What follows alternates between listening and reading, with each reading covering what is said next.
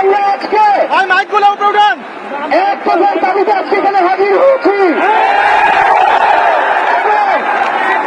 আমরা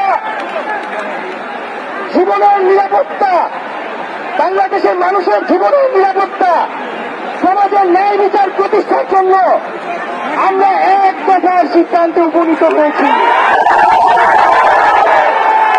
এই সরকার কোনোভাবে আর এক মিনিটও ক্ষমতায় থাকার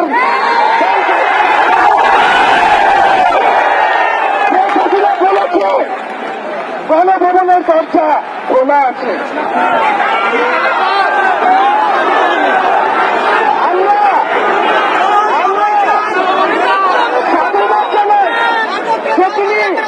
আগেই বুঝতে পেরেছি যে গণভবনের দরজা খোলা রাখতে হবে।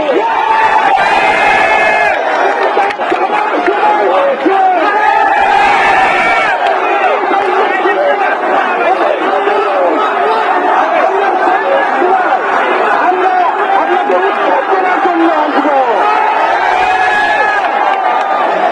বন্ধুগণ, আমরা খুবই স্পষ্ট কথা, শুধু শেখ হাসিনাকে পদত্যাগ করলেই হবে না। এই যে খুন, লুটপাট, দুর্নীতি এই দেশে হয়েছে তার বিচার হতে হবে।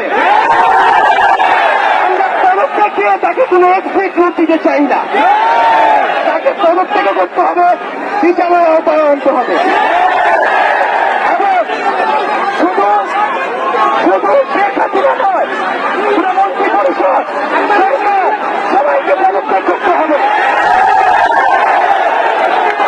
এবং এই যে রেজিম, এই যে জাতীয়তাবাদী শাসন ব্যবস্থা, এটাকে বিলোপ করতে হবে।